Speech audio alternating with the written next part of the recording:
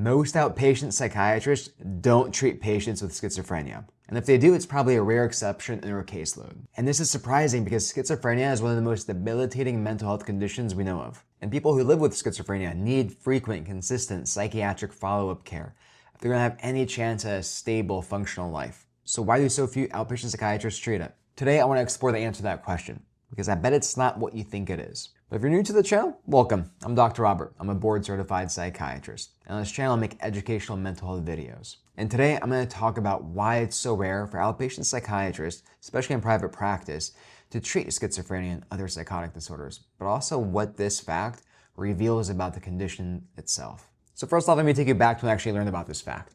I was a fourth-year medical student. I was doing an outpatient psychiatry rotation. So up until this point in medical school, I had only done psychiatry in the inpatient setting or in the emergency department. So I'd seen a lot of patients with schizophrenia. Psychosis was not something new to me. I treated many cases of various psychotic disorders, bipolar spectrum disorders, suicidality, and other such severe mental health conditions.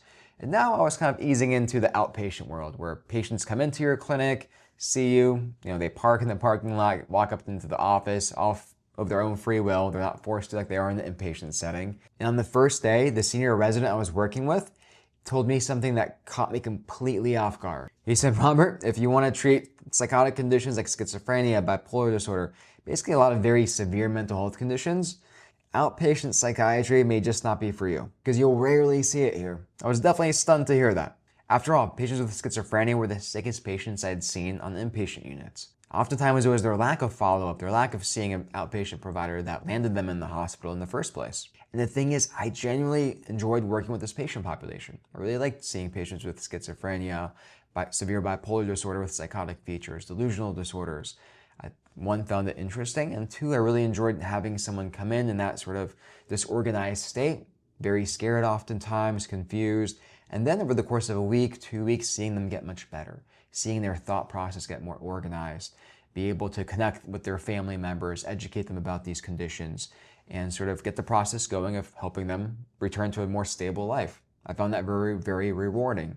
So why wouldn't I be able to do this in the outpatient setting, in the private practice? And the thing is, the resident was right. I can tell you many years later now, he was right, but not for the reasons I first assumed. Because here was my first assumption. Psychiatrists are avoiding these patients intentionally. Perhaps they just want to avoid the liability. After all, patients with schizophrenia have a much higher rate of suicide and harm to others than other patients with mental health conditions. So that inherently comes with a much higher liability and likelihood of getting sued and kind of losing everything. So maybe psychiatrists were just screening these patients out to protect themselves. Or was it because this patient population was just much more difficult to treat? After all, treating anxiety, depression is not easy. It has its own nuances and skills. And of course, it's very distressing to the people experiencing it. But with psychotic disorders, because the symptoms are so severe, so destabilizing, it makes it much more difficult. It requires much riskier medications with much higher side effect profiles, and just comes with a lot more risk and difficulty in stabilizing symptoms. So maybe doctors just didn't want to have to deal with all that. But that turned out not to be the full explanation. So before getting into the reasons why it's much less common to treat schizophrenia in the outpatient setting, I would like to first discuss what schizophrenia actually is, because much of the answer lies in the definition and the realities behind this diagnosis, as well as how we as a society have gone about thinking about and treating patients with this condition. Schizophrenia is a severe chronic mental illness that does have a large genetic component to it, meaning it's largely inherited, we believe. And environmental factors do play a large role in determining whether, if you do have the genes for it, whether you actually exhibit the symptoms or not, as well as to what degree you'll experience them. And oftentimes the symptoms first develop between the ages of 18 and 26, though can of course occur outside that range as well. Schizophrenia affects multiple parts of the brain.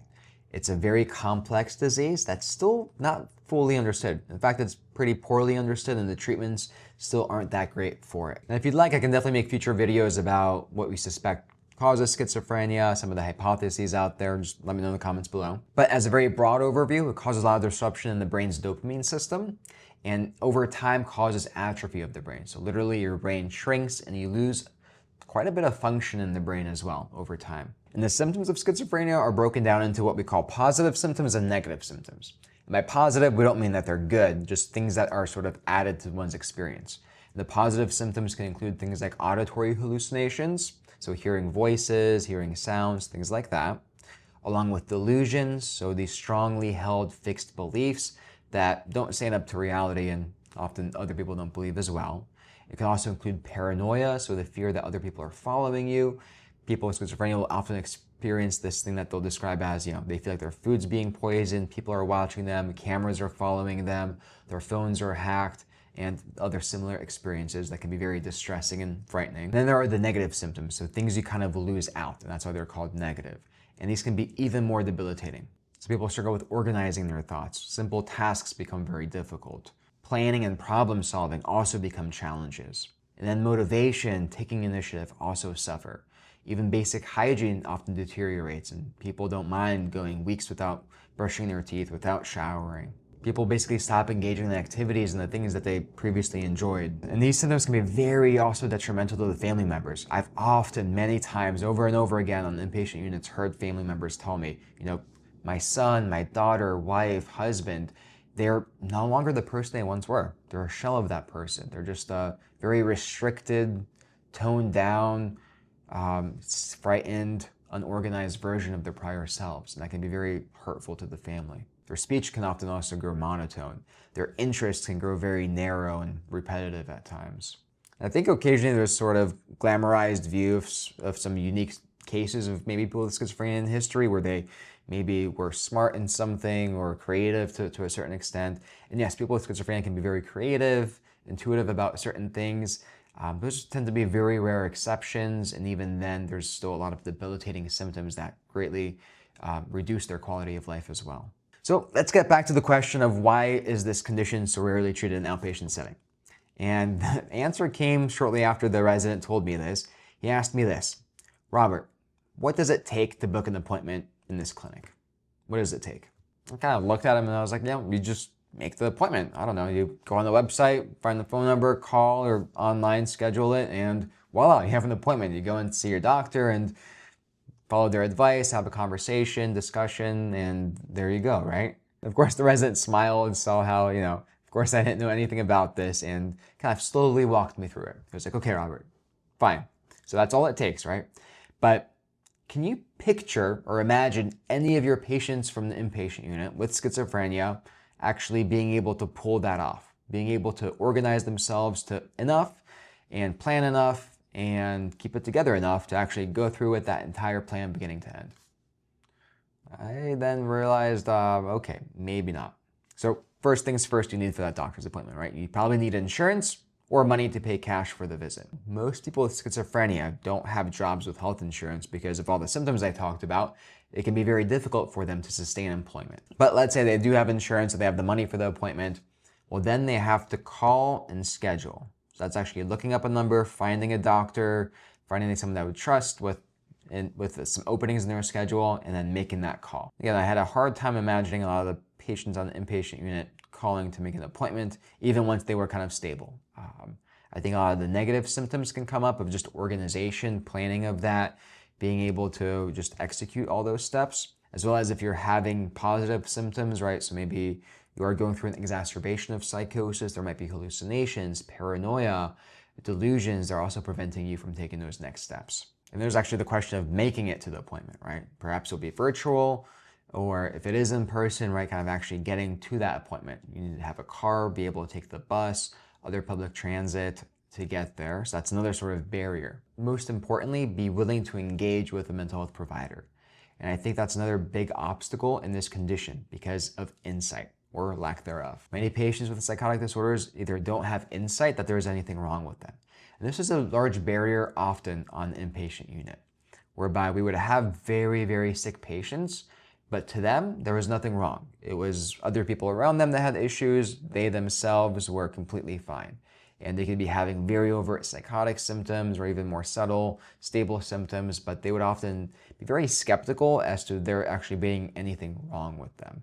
Wrong kind of being in quotation marks here, right? They would struggle with accepting and believing that they needed to seek help from others. So then that senior resident introduced me to the idea of downward drift. This is an important concept. It's very well documented in the psychiatric literature and just mental health literature, because it describes how when someone is diagnosed with schizophrenia, they experience this downward trajectory in society and just abilities to have employment, insurance, income, basically slowly losing access to things that allow for modern life. It's something I would see over and over again in my training. Because once you start experiencing the symptoms of schizophrenia and progress with this chronic condition, right, you start losing your ability to organize, experience these negative and positive symptoms.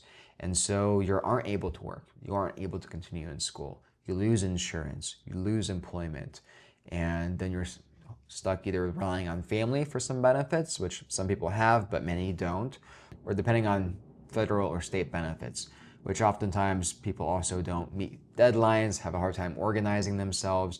And so it's not uncommon, actually it's pretty common for people with schizophrenia to eventually drift towards homelessness, very unfortunately so. Later in residency, I would treat former physicians, PhDs, and lawyers, very renowned, very educated, very smart, high-achieving people who, after this diagnosis of schizophrenia, would then end up living on the streets of Chicago, homeless. That wasn't because they lacked any ability or skills, but because the symptoms of schizophrenia eroded the scaffolding that held their life together. So let's return back to that original question of why do outpatient psychiatrists less commonly treat schizophrenia, at least not as much as one would expect? Well, it's those symptoms of schizophrenia making it very difficult to engage in care.